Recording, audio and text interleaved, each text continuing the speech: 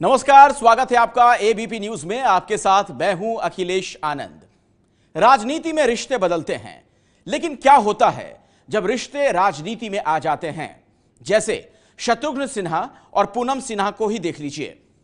दोनों राजनीति में हैं, लेकिन अलग अलग राज्य और अलग पार्टियों से, लेकिन दोनों का निशाना एक ही है। वो आखिर कैसे, देखिए।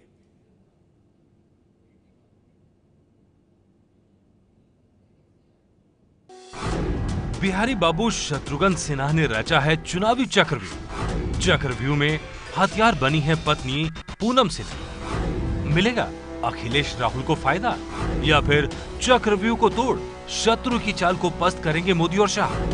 पति, पत्नी और पॉलिटिक्स की सबसे दिलचस्प कहानी। पति शत्रुघ्न सिन्हा कांग्रेस में, पत्नी पूनम सिन्हा समाजवादी पार्टी। पति बिहार के पटना साहिब से चुनाव मैदान में, तो पत्नी पूनम सिन्हा यूपी के लखनऊ से चुनाव मैदान में ताल ठोक रही हैं। पार्टियां बेशक अलग हों, लेकिन दोनों के निशाने पर हैं बीजेपी के कद्दावर नेता। जानकार कहते हैं, पति और पत्नी की पॉलिटिक्स सिर्फ चुनाव लड़ने की पॉलिटिक्स नहीं है।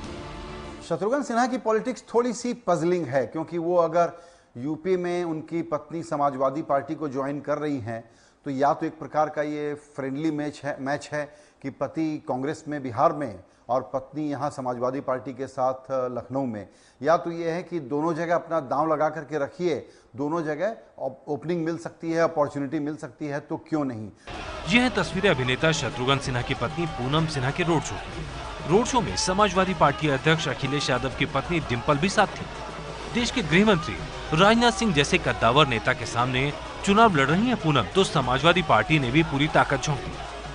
लखनऊ से समाजवादी पार्टी और बीएसपी की साझा उम्मीदवार इस समय आप तस्वीरों में देख पा रहे होंगे। पूनम सिन्हा बस पर सवार होकर अपने जुलूस के जरिए वो समाजवादी पार्टी के दफ्तर से निकलकर कलेक्ट्रेट की तरफ जा रही है। तस्वीरों में आप देख पा रहे होंगे शत्रुघ्न सिन्हा उनके साथ हैं, डिंपल यादव उनके साथ हैं, उनके दो बेटे भी पीछे लव और कुश नजर आ रहे हैं।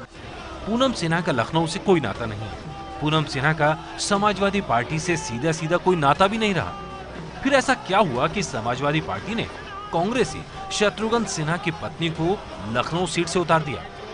अब क्या चमत्कार लाता है ये पूनम का चांद। वैसे तो रोशनी आ जाती है, तो उम्मीद करती हूँ मैं भी रोशनी लेके आऊं। बड़े पर्दे पर शत्रुघ्न सिन्हा को फिल्मों में उनके जानदार डायलॉग्स के लिए जाना जाता रहा है। पर्दे की दुनिया के बाहर वो पिछले दिनों बीजेपी के बागी नेता के तौर पर ज्यादा मशहूर हैं। पर्दे के पीछे बीजेपी विरोधी ताकतों को एकजुट रखने में शत्रु ने बड़ा रोल निभाया था।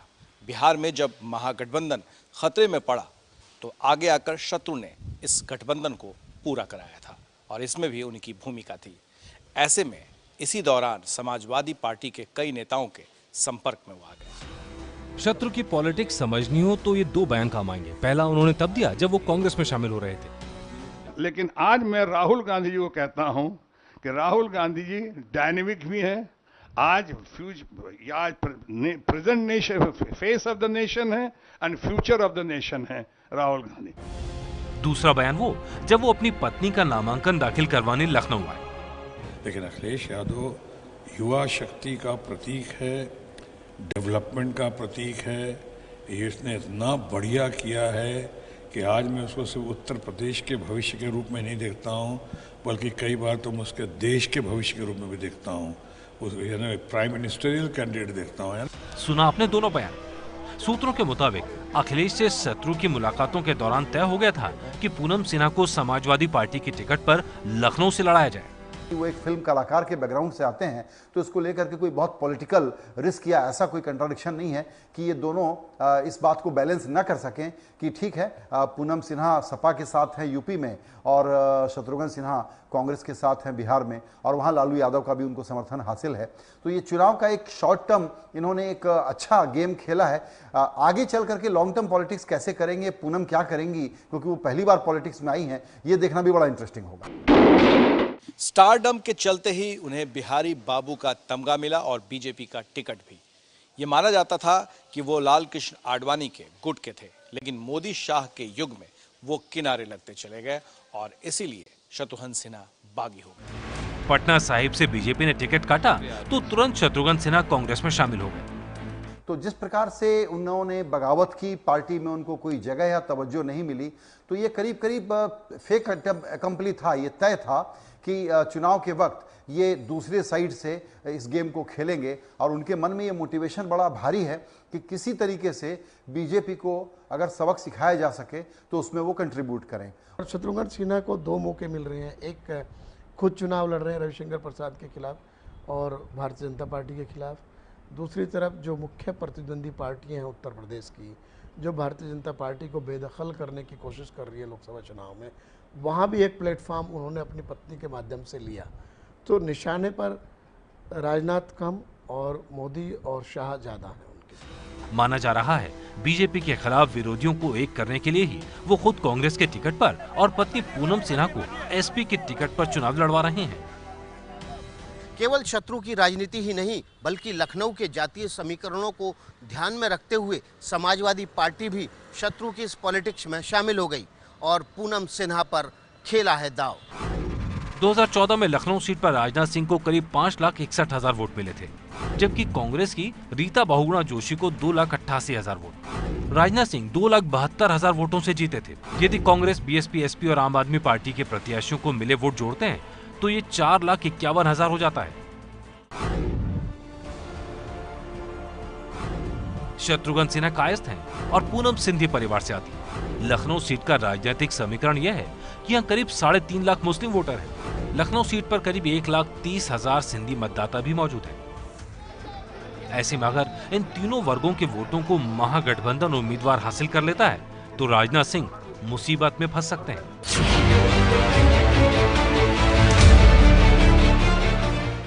सिर्फ शत्रुघ्न सिन्हा और पूनम सिन्हा ही नहीं, बिहार की एक और दंपत्ति पर देश की नजर है। ये हैं पप्पू यादव और उनकी पत्नी रंजीत रंजन। ये हैं बिहार के बाहुबली और मधेपुरा से सांसद राजेश रंजन और पप्पू यादव। बुलेट पर ये निकल पड़े हैं पप्पू यादव और साथ साथ अपने पीछे समर्थकों को भी आप देख सकते हैं। ये वो समर्थक है जो सुबह से ही यहाँ लगे हुए हैं होटल के बाहर। बड़ा प्यार मिलता है सर आपको? सर इस देश में सबसे ज्यादा प्यार और सबसे ज्यादा लोगों की लाइकिंग हम ही है। पप्पू यादव इस बार अपनी पार्टी मधेपुरा जन अधिकार पार्टी लोकतांत्रिक के बैनर तले चुनाव लड़ रहे हैं। उन्होंने अपना नामांकन भी दाखिल कर दिया।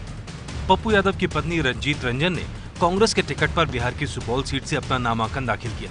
रंजीत रंजन पूरे दिन जाने वाले हैं, राहुल गांधी आने वाले हैं। एक ही परिवार, एक ही राज्य, लेकिन दो पार्टी और दो सीट। कभी पप्पू यादव लालू यादव के दाहिने हाथ हुआ करते थे। पप्पू यादव 2014 का चुनाव आरजेडी के टिकट पर मधेपुरा से जीते। उन्होंने जेडीयू के दिग्गज शरद यादव को मधेपुरा में मात दी थी, लेकिन पार्टी के भीतर कुछ ऐसी अनबन हुई कि उन्हें बाहर का रास्ता दिखा दिया गया। पिछले 5 साल उन्होंने बहुत हाथ पैर मारे, लेकिन उनकी नाव किसी किनारे नहीं लगी। अब पप्पू यादव अपने बूते किस्मत आजमा रहे हैं। चुनाव प्रचार में वो हर पार्टी को निशाने पर ले रहे हैं। उनके परिवार में ही उनकी पत्नी रंजीत रंजन कांग्रेस के टिकट पर सुपौल से मैदान में। 2014 लोकसभा चुनाव में मोदी लहर के बाद भी रंजीत रंजन कांग्रेस के टिकट पर सुपौल से जीती थी। यही वजह कांग्रेस ने उन्हें दोबारा टिकट दिया है। महागठबंधन के तहत सुपौल सीट कांग्रेस के खाते में आई है। बावजूद इसके स्थानीय आरजेडी नेता रंजीत रंजन का विरोध कर रहे हैं। जो दल के गठबंधन के उम्मीदवारों को समर्थन नहीं करके अपने पति द्वारा खड़े किए गए उम्मीदवारों को ये साथ देने का काम किया है, इसलिए राष्ट्रीय जनता दल इसे किसी भी सूरत में अपने महागठबंधन के तहत उम्मीदवार मानने के लिए तैयार नहीं है। 2-4 लोग होते हैं जिनका निजी लाभ के लिए वो इस तरह की बातें करते हैं। तेजस्वी जी ने खुद ही अनाउंसमेंट किया, तो ऊपर से गठबंधन में कोई भी ऐसा खटपट नहीं है। नीचे जो लोकल लोग होते हैं, 2-4 लोग हमेशा से होते हैं। अगर आप पिछले चुनाव की बात करेंगे 2014 में जो कुछ लोग हैं वो उस टाइम भी शोर मचा रहे थे, तो उसका असर जनता को नहीं पड़ता। भले ही रंजीत रंजन महागठबंधन में हुए आपसी मतभेद को एक सिरे से नकार रही हैं, लेकिन ये बात किसी से छिपी नहीं है कि जिस तरीके से पप्पू यादव की तेजस्वी यादव से तलखी बढ़ गई है, सीधा सीधा निशाना जमकर साधा जा रहा है एक दूसरे पर, इसका नुकसान कहीं न कहीं रंजीत रंजन को इस लोकसभा चुनाव में उठाना पड़ सकता है। पिछली बार दोनों पति पत्नी मोदी लहर के बावजूद जीते थे। इस बार हालात बदल चुके हैं। जेडीयू इस बार एनडीए में, जबकि आरजेडी कांग्रेस महागठबंधन में मिलकर चुनाव लड़ रहे हैं। ऐसे में बदले हालात में इस दंपति का क्या होगा, ये नतीजा 23 मई को ही सामने आएगा।